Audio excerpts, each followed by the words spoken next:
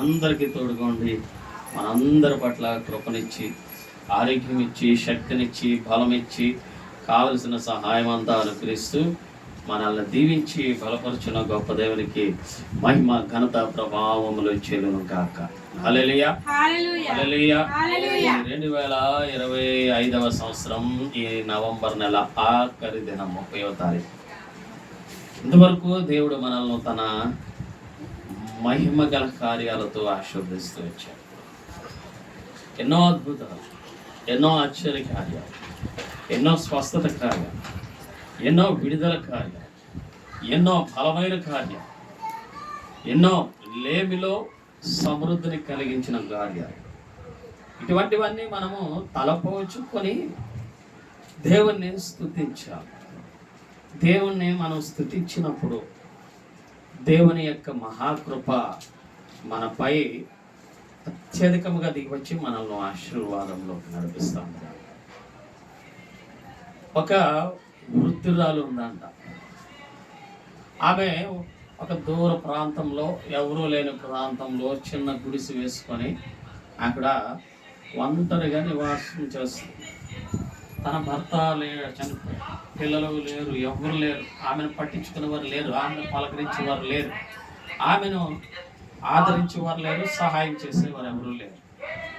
అటువంటి సందర్భంలో ఆమె జీవితం అంతా కూడా అనుక్షణము కష్టాలే, అనుక్షణము బాధలే, అనుక్షణము ఇబ్బందులే. ప్రతి చిన్న విషయంలోనూ కూడా ఏదో ఒక సమస్య. ఇలాగా బయటకు వద్దామంటే గడప తగిలి దెబ్బ తగిలడము, ఇలా బయటకు వద్దామంటే ఏదో ఒక బాధ కలగడము, అనుక్షణము అనేక సంఘటనలు జరుగుతూ తనను ఎంతగానో బలహీనపరుస్తూ, విశ్వాసంలో బలహీనలుగా చేసేస్తుందంట. ఎందులో బలహీనంగా? విశ్వాసంలో బలహీనులుగా అయిపోతుందంట. ఆమె చాలా కాలం ఈ విసిగిపోయి ప్రార్థన కూడా చేయడం మానేసి, ఇంకా నా బ్రతికింతే, నా జీవితం ఇంతే అనుకుంటున్నాను, ఇంకా నాకు సహాయం చేసేవాడు ఎవరు లేరు అని బాధపడుతున్నాను. దేవుడు నా ప్రార్థన ఆలకించట్లేదు, దేవుడు నాకేం చేశాడు అని ఆమె కొన్ని ప్రగల్భాలు పలకడం మొదలు, తనకు తాను మాట్లాడుకుంటూ అనుకుంటున్నాను. ఇవన్నీ చూసిన తర్వాత ఒకరోజు దేవదూత ఆమె ఇంటి తలుపు తట్టిందంట. దేవుడు పంపించిన దేవదూత ఒక చిన్న పిల్లాడి వలె వచ్చి ఇంటి తలుపు తట్టిందంట. ఇంటి తలుపు తట్టిన తర్వాత ఎవరోలే ఏదోలే అనుకొని భ్రమపడేదేమో అనుకొని మళ్ళీ పడుకుంటూ పోయిందంట. మరలా తలుపు కొట్టేసరికి ఎవరో నచ్చి తీస్తే ఒక చిన్న పిల్లడు అంట. ఏమి కావాలి బాబు, ఏంటి అని అంటే, అమ్మా నువ్వు ఎందుకు అలా ఒంటరిగా ఉన్నావు, ఎందుకు బాధపడుతున్నావు అంటే, ఆమె అన్నీ కూడా నిరుత్సాహకరమైన కొన్ని మాటలు పలికిందంట. తన జీవితంలో పడిన బాధలు, కష్టాలు అన్నీ పడ్డాయి. అయితే అవన్నీ చూసి, నువ్వు దేవుడి మీద ఆధారపడు, దేవునికి ప్రార్థన చేయి, దేవునికి తప్పకుండా సహాయం చేస్తాడు అని ఆ పిల్లవాడి రూపంలో ఉన్న దేవదూత చెప్పింది. చెప్తే అన్నదంట, ఏమి ప్రార్థన, ఏమి సంగతి, ఎంత ప్రార్థన చేసినా దేవుడు నాకు ఏమీ చేయట్లేదు, ఇంకెందుకు అనేసి అన్నదంట. ప్రతి క్షణము అనుభవించుతున్న బాధ అవన్నీ చూసిన దేవదూత దేవుని దగ్గరికి వెళ్ళి అన్నదంట, బాబా నిజమే, ఆమె ఎందుకు అంత వయసులో అంత కష్టం ఆవిడికి, మరి కృప చూపి సహాయం చేయొచ్చు కదా అని అంటే, అప్పుడు దేవుడు అన్నాడంట, నువ్వు మరలా వెళ్ళి ఆమెకు చెప్పు, ఏమనంటే రోజుకి 3 సార్లు, ఉదయము, మధ్యాహ్నము, సాయంకాలం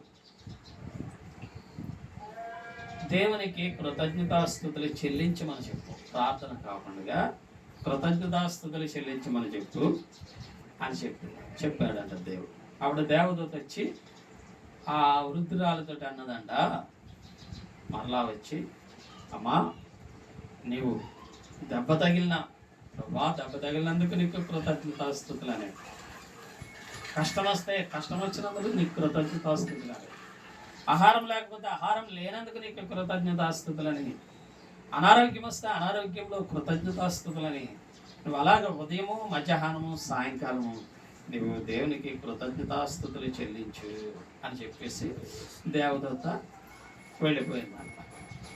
సర్లే ఎందుకు చెప్పిందో ఏంటని తర్వాత నుంచి ఆ దేవదూత వెళ్ళిపోయిన కాడి నుంచి ఆ వృద్ధురాలు ప్రతిరోజు ఉదయం ప్రభా ఈరోజు నాకు భోజనానికి బియ్యమో ఏమీ లేవు, అందరిని బట్టి నీకు కృతజ్ఞతాస్తుతులు అని చెప్పింటారు. మధ్యాహ్నం ఏ సమస్యలు ఉంటే ఆ సమస్యను బట్టి ప్రభా ఈ సమస్య ఇచ్చా నీకు వందనాలు అని చెప్తారు. మళ్ళీ రాత్రికి ప్రభా ఆ పలానా కష్టాన్ని బట్టి నీకు వందనాలు, నీకు కృతజ్ఞతాస్తుతులు అని చెప్పారు. అలాగా ఒక వారం రోజులు గడిచిందంట.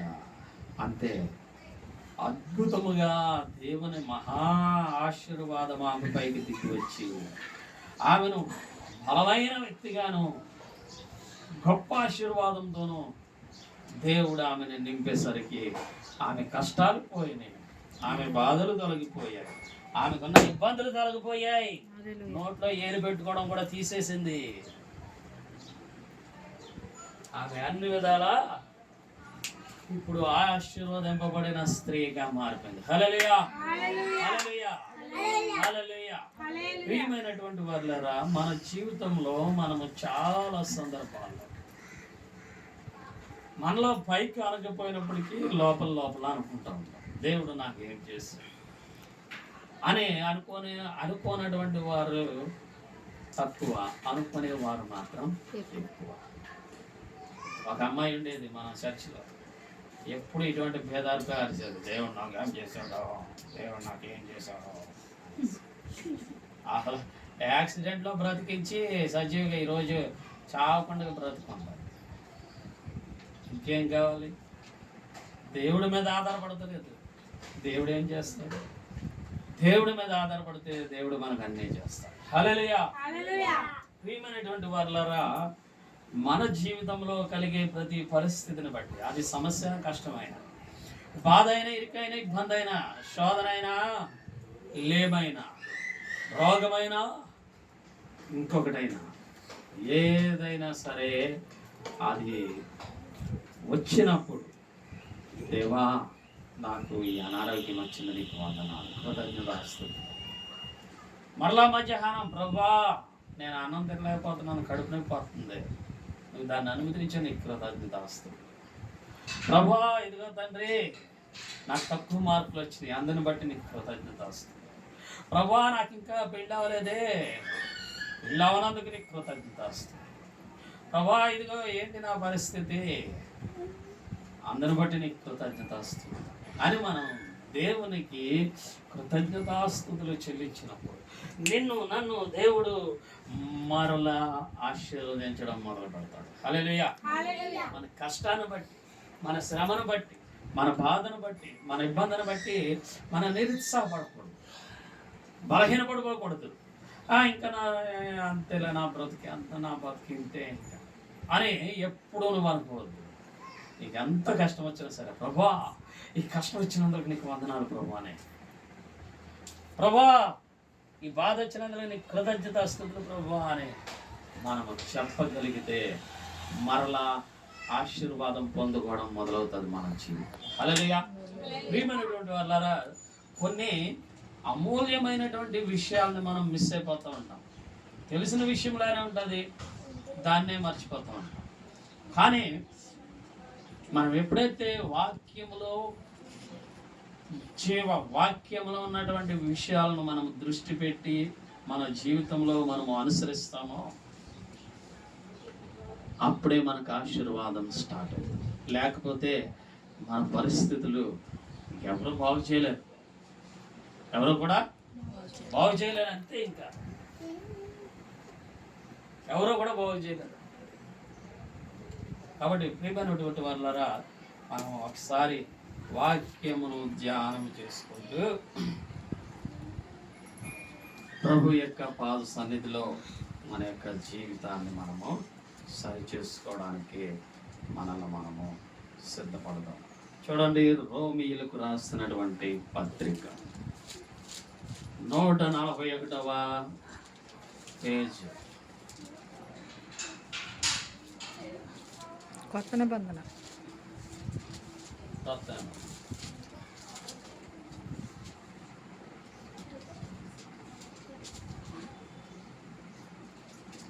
9వ అధ్యాయం 139వ పేజీ నెంబర్ 139 9వ అధ్యాయం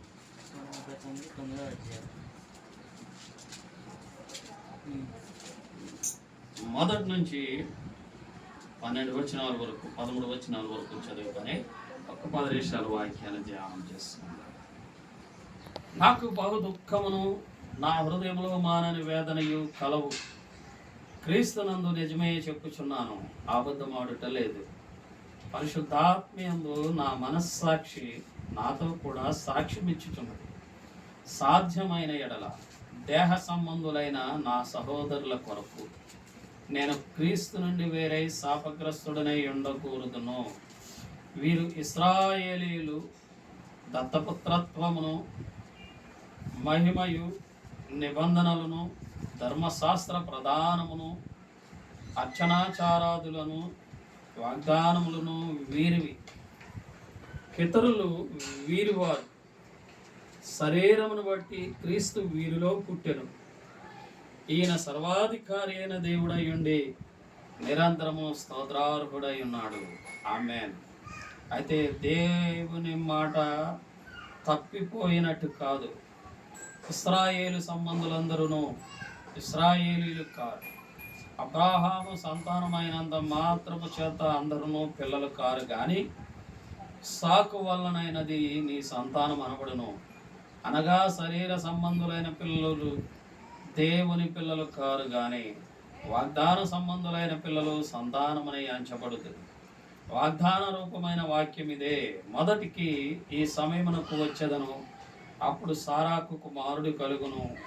అంతేకాదు, రిబ్కా మన తండ్రి అయిన ఇస్సాకు అను కానీ ఒకని వలన గర్భవతి అయినప్పుడు ఏర్పాటును అనుసరించి దేవుని సంకల్పము క్రియల మూలముగా కాక పిలుచువాని మూలముగానే నిలకడగా ఉండు నిమిత్తము పిల్లలు ఇంకా పుట్ట మేలైనను కీడైనను చేయక ముందే పెద్దవాడు చిన్నవానికి దాసుడగును అని ఆమెతో చెప్పబడను. ఇందును గూర్చి నేను యాకోబును ప్రేమించితిని, ఏసావును ద్వేషించితిని అని వ్రాయబడి ఉన్నది.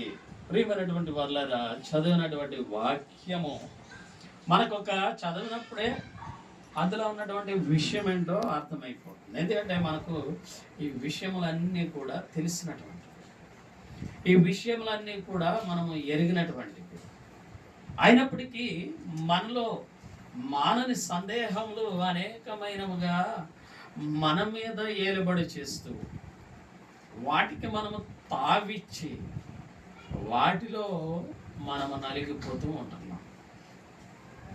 ఎప్పుడైతే ఇటువంటి మానని సందేహములు కానీ మానని బలహీనమైన ఆలోచనలు కానీ మనలోనికి రావడానికి మనము అవకాశాన్ని ఇస్తామో వెంటనే అవి మనల్ని బలహీనపరచడం మొదలుపెడతాయి. బలహీనపరచడం మాత్రమే కాదు, ఈ లోకంలో కష్టాలకు గురి చేసి నష్టాలతో నింపేసి ఇబ్బందులతో సతమతము చేస్తూ మనం ఇంకా నా బ్రతికింతే అనేటువంటి ఏడ్పుగుట్టుదనముతో పాటు అసూయ ఈర్ష్యాలతో పాటు నిరుత్సాహంలోనికి మనలో నెట్టేస్తూ ఉంటాయి. ఇలాగ నెట్టబడేటువంటి జీవితాలు ఎప్పుడూ కూడా బలహీనముగా ఉంటూ ఉంటాయి. అందుకే మనలో ఎప్పుడు కూడా అసూయ ఈర్ష్యలు కానీ నిరుత్సాహము కానీ బలహీనమైన తలంపులు కానీ రాకుండా మనం జాగ్రత్త పడాలి. ఇక్కడ చదివినటువంటి వాక్యంలో ఒక మాట చక్కగా మనకు తెలియపరిచాడు. 5వ వచనంలో పితరులు వీరువారు శరీరమును బట్టి క్రీస్తు వెలువడు, ఈయన సర్వాధికారి అయిన దేవుడై ఉండి నిరంతరము స్తోత్రార్హుడై ఉన్నాడు. ఆమేన్. హల్లెలూయా. దేవుడు నిరంతరము స్తోత్రార్హుడై ఉన్నాడు. ఆయన స్తుతులకు పాత్రుడు, స్తోత్రార్హుడు. కృతజ్ఞతలు మనము చెల్లించుటకు మనము బద్ధులమై ఉండగా మన యొక్క కృతజ్ఞతలు అందుకునే గొప్ప దేవుడు మన పరిస్థితులను మార్చివేస్తాడు. అందుకే ఒక భక్తుడు ఒక మంచి పాట రాశాడు. ఏమని?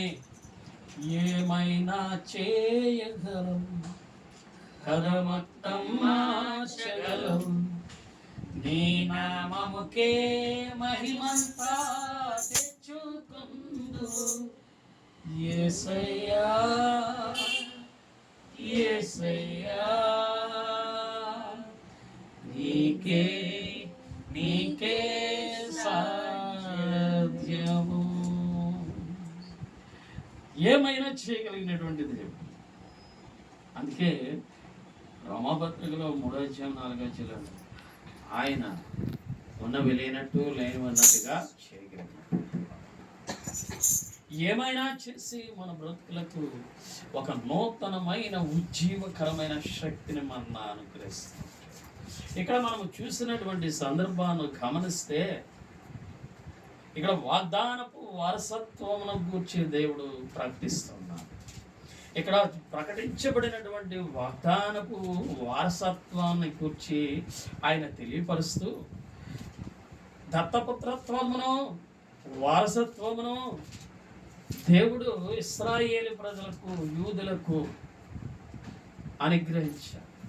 ధర్మశాస్త్రము వారిదే, ఆశీర్వాదములు వారివే, వారసత్వము వారిదే, సమస్తము కూడా వారిదే అని తెలియపరిచిన గొప్ప దేవుడు తర్వాతకు వచ్చేసరికి వారివైనప్పటికీ, క్రీస్తు వారిలో పుట్టి రక్షకుడు అయినప్పటికీ, ఎవరైతే స్తోత్రార్హుడైన దేవునికి స్తోత్రములు చెల్లిస్తారో వారి మాత్రమే నిజమైన వాగ్దానపు పుత్రులు అని తెలియపరుస్తూ ఉంటారు. అనగా దేవుని వాగ్దానం మనం పొందాలి అంటే మనం ముందుగా దేవునికి కృతజ్ఞతలు చెల్లించే వారుగా ఉండాలి. దేవునికి కృతజ్ఞతాస్తుతులు చెల్లించే వారిగా ఉండాలి. మనం ఎప్పుడు కూడా ప్రార్థన మాత్రమే చేసుకుంటూ ఉంటాం. ప్రార్థన అంటే దేవుణ్ణి అడుక్కోవడమే. ఎవరిని? మనుషుల్ని కాదు. ఎవరిని అడగడం? దేవుణ్ణి. ప్రార్థన అంటే మనుషుల్ని కాదు, దేవుణ్ణి అడగడం. దేవుణ్ణి అడిగితే అడుక్కోవడం అవుతుంది, మనుషుల్ని అడిగితే అడుక్కోవడం అవుతుంది, దేవుణ్ణి అడిగితే ప్రార్థన అవుతుంది. కాబట్టి మనము ఎప్పుడు అది ఇది ఇది అన్నీ అది ఇచ్చే ఇది ఇచ్చే అంటానే ఉంటాం. కానీ ఇంతవరకు మనకు తోడుగన్న దేవుడికి, ఎంతవరకు నడిపించిన దేవుడికి, ఎంతవరకు సహాయం చేసిన దేవుడికి మాత్రం కృతజ్ఞతాస్తుతులు, థ్యాంక్స్ చెప్పేటువంటి మనస్సు మనలో అంత త్వరగా కలగదు. అంత త్వరగా అటువంటి మనస్సు కలగకపోవడం వల్ల మన జీవితంలో నిరాశ నిస్పృహలతో కూడిన నిరుత్సాహకరమైన మాటలు బయటకు వస్తూ ఉంటాయి. ఈరోజు మనం మాట్లాడే మాట ఎలా ఉంటుంది? చాలా సందర్భాల్లో చాలామంది ఏంటో ఏమో నా పరిస్థితిలో ఉందా, ఎలా ఉంది నా పరిస్థితి అని అందరికీ చెప్పుకోవాల్సిన పని లేదు. ఎలా ఉన్నా సరే నా దేవుడు నాకు సహాయం చేస్తాడని చెప్పు. నువ్వెంత క్లిష్టమైన పరిస్థితులు ఉన్నా ఈ పరిస్థితుల నుంచి నా దేవుడు నన్ను లేవనెత్తాడని చెప్పు. ఈ పరిస్థితులన్నీ మార్చివేస్తాడని చెప్పు. అంతేగాని ఇంకా నా బ్రతికింతే, ఇంకా నా జీవితం అంతే, ఏంటి ఈ పరిస్థితి అని ఎప్పుడు ఏడుపు మొహం వేసుకొని ఏడవద్దు. హల్లెలూయా. ఎప్పుడు ఏడుపు మొహం వేసుకొని ఏడవద్దు. చూడండి, జానగడు ఎప్పుడు నవ్వుతాను ఉంటాడు. కొట్టు నవ్వుతాడు, తిట్టు నవ్వుతాడు, ఏదన్నా పెట్టు నవ్వుతాడు. ఎరగడ్డరా, నేను చూసే ఆ విషయం అందరూ నేర్చుకోవాలి. అసలు కాదు అక్షర మనం చూసి నేర్చుకో. కష్టమైన నవ్వుతాడు, సంతోషమైన నవ్వుతాడు, ఇచ్చినా నవ్వుతాడు, ఇవ్వకపోయినా నవ్వుతాడు. మనం ఎప్పుడు కూడా దేవునికి కృతజ్ఞతాస్తుతులు చెల్లించాలి. అందుకే కింద వచనాల్లో ఏమని రాయబడేదంటే, అక్కడ అబ్రాహామును సారమ్మను మన ముందు ఇచ్చాం. రెండవదిగా ఇస్సాకును రెబ్కాను మన ముందు ఇచ్చాం. ఇప్పుడు ఈ రెండు సంఘటనలు చూసుకొని మనం ఈ యొక్క వాక్య భాగమును ముగించాం. మొట్టమొదటిగా మనం చూస్తే 9వ వచనం 8వ వచనం నుంచి ఇంకా పైనుంచి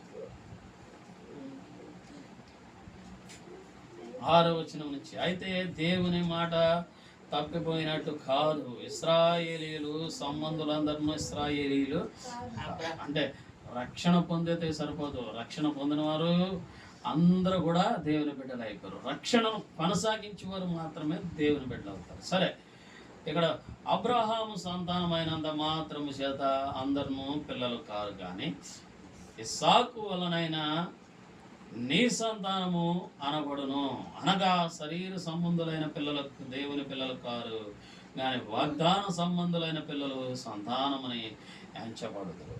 వాగ్దాన రూపమైన వాక్యం ఇదే, వాగ్దాన రూపమైన వాక్యం ఇదే. అబ్రహాము సారాలను మనం చూసాం. అబ్రహాము జీవితం ప్రస్తుత ఇరాక్ దేశంలో, అప్పటిలో బబులోను దేశంలో, కల్దీల ప్రాంతంలో, ఊరు అనే ప్రాంతంలో ఒక విగ్రహ గుడికి యాజకుడు అయినటువంటి కుమారుడు అబ్రహాం. అటువంటి అబ్రహాము తన జీవితంలో ఒకసారి దేవుడు పిలిస్తే ఆ ఒక్క మాటకే లోబడి తన కలిగిన సమస్తమును విడిచిపెట్టి తనను దేవుడు చెప్పిన మాటకు లోబడి ఆయన ప్రయాణము కొనసాగించాడు. చూడండి, అంత అద్భుతం, ఎంత ఆశ్చర్యకార్యం. ఒక్క మాటే, రెండో మాటలే. ఎన్ని మాటలు? ఒక్క మాట. తెలుగులో ఒక సామెత ఉంది, మనిషికో మాట దెబ్బ. ఎన్నిసార్లు మనం గొడ్లు మాతున్నాం? ఎన్నిసార్లు మనం గొడ్డు మాతున్నాం? గుడ్డ అంటే తెలుసా? అక్షర గుడ్డ అంటే తెలుసా? తెలీదా? గుడ్డ అంటే గేదె, దున్నపోతు, ఆవు, ఎద్దు, అవి గుడ్లు. అట్లకి హై హై ఇట్లా అంటే రావు. ఓ దెబ్బ అయితే అమ్మో కొట్టాడంటే వెళ్ళాలని అర్థం. మనిషికి ఒక్క మాటతోటే మారలేకపోతున్నాడు, కానీ గుడ్డుకు ఒక దెబ్బ అయితే దెబ్బకు మాట పెడతాడు. దేవుడు మాట ఒక్కసారి చెప్పాడు అబ్రహాంతో, నువ్వు లేచి నేను చూపించే దేశమునకు వెళ్ళు, నేను నిన్ను అత్యధికముగా ఆశీర్వదిస్తానన్నాడు. వెంటనే అతనున్న పరిస్థితి, విగ్రహాలు చేసి అమ్మేవాడు, అవన్నీ విడిచిపెట్టాడు, సమస్తాన్ని విడిచిపెట్టాడు, ఆస్తిపాస్తులు విడిచిపెట్టేశాడు. అక్కడి నుంచి ప్రయాణమయ్యాడు. భార్యను, తన తమ్ముడు కుమారుని తీసుకుని దేవుడు చూపించే దేశానికి వచ్చాడు. దేవుడు అత్యధికముగా ఆశీర్వదించి ఇశ్రాయేలు సామ్రాజ్యానికి అధిపతిగా చేశాడు. హల్లెలూయా. విశ్వాసులకు తండ్రిగా చేయబడ్డాడు. హల్లెలూయా. అంటే వాగ్దానము అతని నామము అతనిలో స్థిరపరచబడ్డది. ఈరోజు నీవు నేను కూడా దేవుని మాట వింటే మనము వాగ్దాన పుత్రులం అవుతాం, ఆ వాగ్దానానికి వారసులం అవుతాం. మనకు దేవుడు వాగ్దానం ఇచ్చాడు అని చెప్పుకొని పేపర్ ముక్కన, కార్డు ముక్కను బైబిల్లో పెట్టుకుంటాం, సరిపోతుంది. అంతేగాని ఆ వాగ్దానం ఏంటో మర్చిపోతాం, ఆ వాగ్దానం ఎందుకు చేశాడో మర్చిపోతాం, ఆ వాగ్దానం ఎప్పుడు జరుగుతుందో ఆ విషయాలన్నీ మర్చిపోతాం. వాగ్దానము మన జీవితంలో నెరవేరాలి అంటే దేవుని మాట మనము వినాలి. దేవుని మాట మనం వింటే మనము ఆశీర్వదింపబడి దీవించాడు. ఆశీర్వదింపబడిన అబ్రహాము ఒక దేశానికే మాత్రం కాదు, సర్వ సృష్టిలో ఉన్న విశ్వాస జాతికి ఆయన విశ్వాసులకు తండ్రి అని పిలువబడ్డాడు. హల్లెలూయా. అంతకన్నా సంతోషం ఏంటి? అంతకన్నా గొప్ప పేరేంటి? అంతకన్నా గొప్ప ఆశీర్వాదం ఏంటి? ఈ రోజుకి నీవు నేను రాబోయే తరాల్లో 1000 తరములు పోయినా సరే అబ్రహాము విశ్వాసులకు తండ్రి అనే చెప్పుకుంటాం. ఎంత గొప్ప ఆశీర్వాదం! ఈరోజు ఆ ఆశీర్వాదాన్ని పోగొట్టుకుంటున్నామంటే దేవుని మాట మనం వినట్లేదని అర్థం. ఆశీర్వాదం మన జీవితంలోనికి రావట్లేదు అంటే దేవుని మాట మనం లోబడతలేదని అర్థం. ఆశీర్వాదం అనుభవించలేకపోతున్నాము అంటే ఎక్కడో మనము దేవుని మాటకి లొంగట్లేదు. జాగ్రత్త. దేవునికి దూరంగా ఉండి మనం ఏమి చేయలేము. మనం ఇంకనో పాడైపోతామే తప్ప బాగుపడలేదు. దేవునికి లోబడితే దేవుడు మనల్ని అత్యధికంగా ఆశీర్వదిస్తాడు. తర్వాత 25 సంవత్సరాలకి 75 సంవత్సరాలు పిలిచాడు. 100 సంవత్సరాలకి ఇస్సాక్ అనే వాగ్దాన పుత్రుని ఇచ్చాడు. అంతకుముందు తొందరపడి ఇష్మాయేలును కన్నాడు, కానీ అది వాగ్దానము కాదు, వాగ్దాన పుత్రుడు ఇస్సాకు మాత్రమే దేవుని వాక్యంలో సెలవిచ్చాడు. ఆ ఇస్సాకును మనం గమనించినప్పుడు, ఇస్సాకు తన భార్య అయినటువంటి రెబెకాతో కలిసి ఉన్నప్పుడు వారు దేవునిని అనుసరించారు. ఇస్సాకు ఎటువంటి వాడు తెలుసా? సాయంకాలం అయినప్పుడు పొలంలోనికి వెళ్ళి మోకరించి ప్రార్థన చేసేవాడంట. తన గుడారంలో కాదు, తన ఇంట్లో కాదు, పొలంలోనికి వెళ్ళిపోయి పొలంలో మోకాళ్ళు వేసి చేతులు పైకెట్టి దేవునికి కృతజ్ఞతాస్తుతులు చెల్లించి అనుదినము ప్రార్థన చేస్తూ ఉండేటువంటి వాడు. ఎక్కడి నుంచి వచ్చింది? దేవుని మాట తమ తండ్రి ద్వారా తనకు అనుగ్రహింపబడినప్పుడు ఆ మాటకు లోబడినటువంటి వ్యక్తి వెంటనే అట్రీతిగా ఆశీర్వాదం పొందినట్టుగా మనం చూస్తున్నాం. ఇస్సాకును మనం చూస్తే, ఇస్సాకుకు 40 సంవత్సరాల వయసులో పెళ్ళైంది. మరలా 20 సంవత్సరాలకు సంతానం కలిగింది. ఇప్పటికీ మరలా 20 సంవత్సరాలు అంటే అప్పటికి ఎంత వయసు వచ్చింది?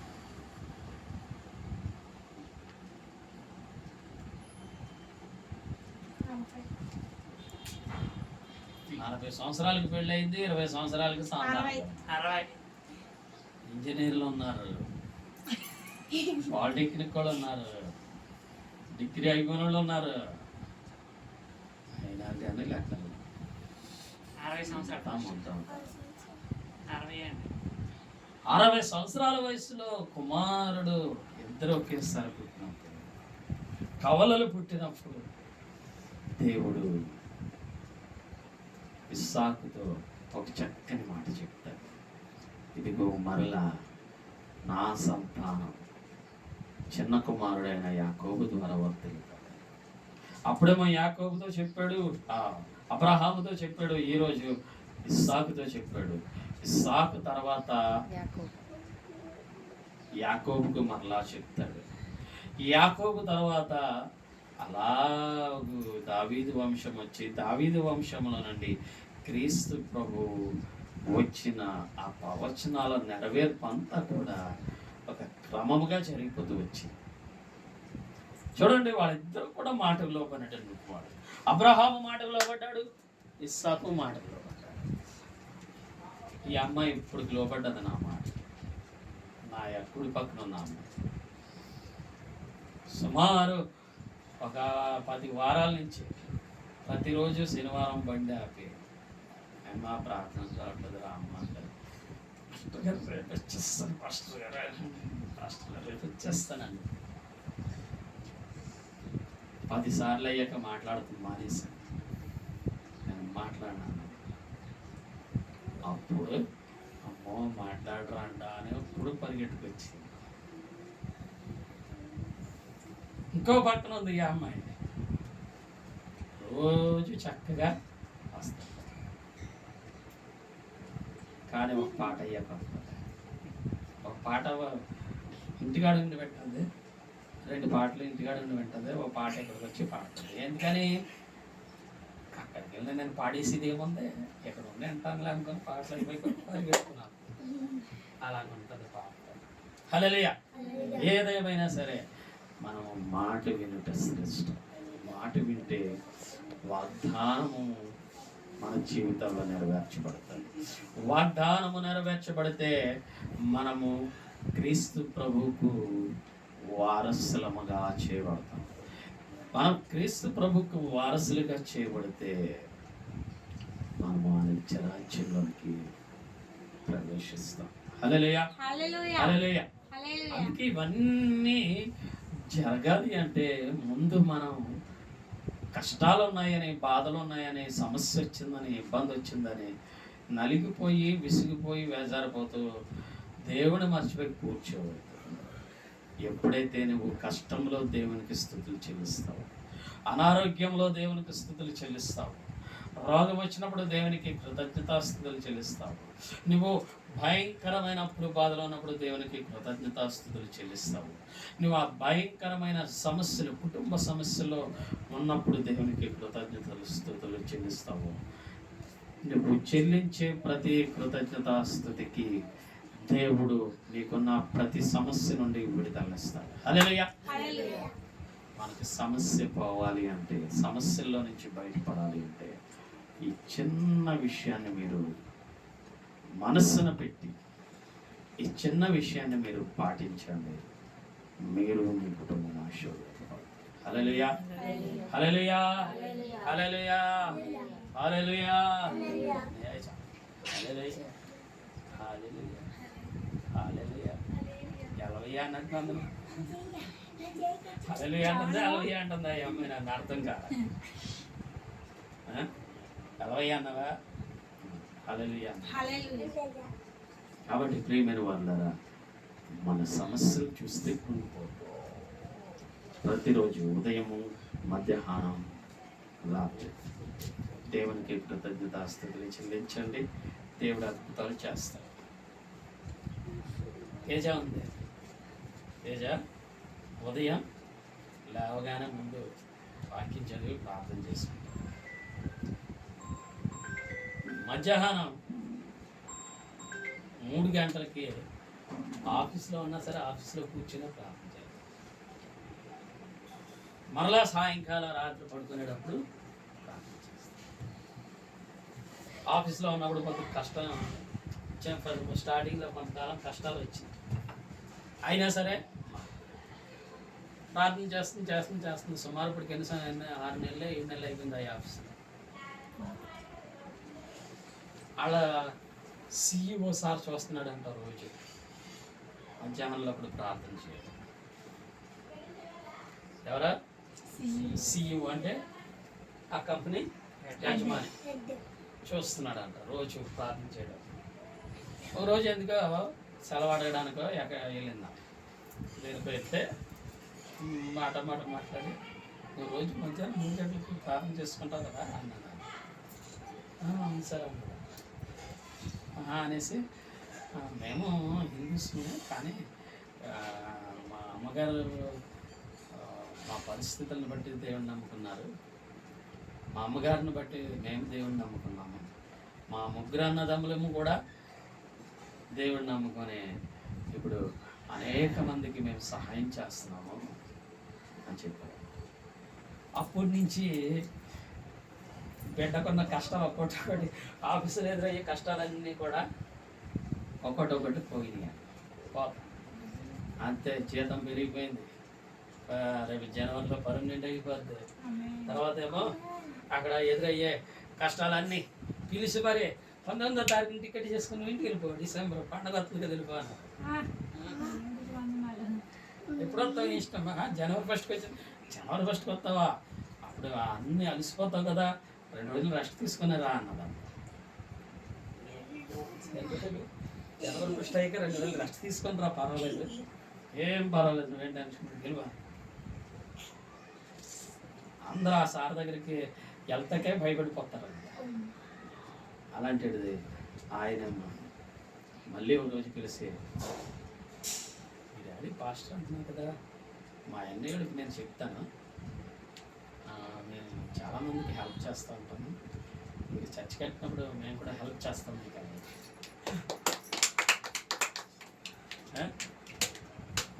ఒక చిన్న ప్రార్థన ఏం చేసింది, అతన్నే బిడ్డని అక్కడ బలపరిచి. హల్లెలూయా. అందుకే మనం దేవునికి ఎప్పుడు కూడా కృతజ్ఞతాపూర్వకమైన రీతిలో దేవుణ్ణి సమీపించినప్పుడు దేవుడు మనకు గొప్ప కార్యం చేస్తాడు. ఈ విషయం బాగా గుర్తుపెట్టు. ప్రతిరోజు రోజుకి 3 సార్లు ప్రభా ఈ పరిస్థితిని బట్టి నీ కృతజ్ఞతాస్తుతులు చెల్లిస్తున్నానని ప్రార్థన చేయి.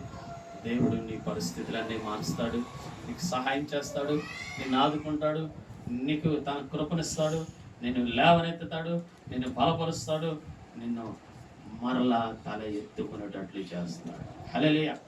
ప్రార్థన చేసుకో. పరిశుద్ధుడు అయిన తండ్రి, మహోన్నతుడా, ప్రభా, అబ్రహామును ఇస్సాకును మా ముందు ఇచ్చావు,